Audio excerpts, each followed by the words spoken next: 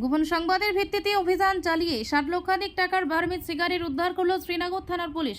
এই ঘটনায় একজন গাড়ি চালককে আটক করা হয়েছে। ঘটনার বিবরণে এক পুলিশ আধিকারিক জানিয়েছেন, বাইপাস সংলগ্ন এলাকা দিয়ে একটি গাড়িতে করে নেশা সামগ্রী পাচার করা হবে এমন খবর পেয়ে তৎপর হয়ে ওঠে শ্রীনগর থানার পুলিশ। এরপর নির্দিষ্ট এলাকায় নাগাদ চেকিং শুরু করা হয়। ওই সময় সন্দেহজনক একটি গাড়িকে থামিয়ে তল্লাশি চালানো হলে গাড়ির ভিতর থেকে 37টি কার্টুন বার্মিজ সিগারেট উদ্ধার হয়। কার্টুনে 3 লক্ষাধিক সিগারেটের উদ্ধার হয়েছে, যার আনুমানিক মূল্য 60 লক্ষ টাকা। সাথে পুলিশ একজনকে গ্রেফতার করতে সক্ষম হয়েছে। ধৃতকে জিজ্ঞাসাবাদ করে পাচার চক্রের সঙ্গে আর কারা জড়িত রয়েছে তা খতিয়ে দেখছে পুলিশ। এদিকে এই ঘটনাকে কেন্দ্র করে এলাকায় চাঞ্চল্যের সৃষ্টি হয়েছে। পুলিশ গোটা ঘটনার তদন্ত শুরু করেছে। আজকে আমরা গোপন খবরের ভিত্তিতে আমরা মলয়নগর বাইপাসে ভেহিকেল চেকিং করি এবং ভেহিকেল চেকিং করার সময় একটা গাড়িতে আমরা কিছু বার্মিজ সিগারেট পাই।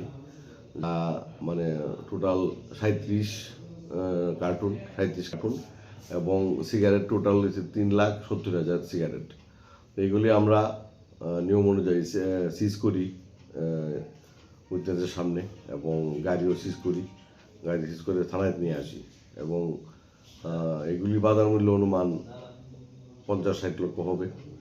আর এগুলি নিয়ম অনুযায়ী আমরা সকালে আমরা হ্যান্ড ওভার করবো। কই থেকে আইতে আসলে এবং কোথায় যাইতে আসলে কিছু গাড়িটা আমরা খয়ারপুর দিক থেকে আইতেছিল আর ইয়ার দিকে যাইতেছিল আমতুলির দিকে। এর মধ্যে কাউকে আটক করা হয়েছে? একজন ড্রাইভার আমরা পাইছি, ড্রাইভার বলে তারা জানে না কিছু, তবু আমরা ড্রাইভারে আমরা অ্যারেস্ট করছি আর এই মালগুলি আমরা সিজ করছি।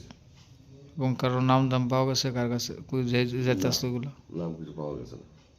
মূলত এটি কিসের লেগে আনা হয়েছে এই ও সিগারেট? তো সিগারেট খাওয়ার জন্য আনে, মানুষে সিগারেট আনছে। সিগারেট হয়তো কিছু বাংলাদেশ নেই, কিছু আগরতলা রাখে, ত্রিপুরা তো রাখে, বিভিন্ন জায়গায় বিক্রি করে ট্যাক্স ফাঁকি দিয়া, সরকারকে ট্যাক্স ফাঁকি দিয়া মূলত এগুলো বাংলাদেশ পাচার করার লাগে মানে আনা হয়েছিল সম্ভবত। মানে গাড়িতে কি একজন ড্রাইভার ড্রাইভার আর কেউ আসলে ওনার সাথে? নাম কি আটক করেছে? ড্রাইভারের নামটা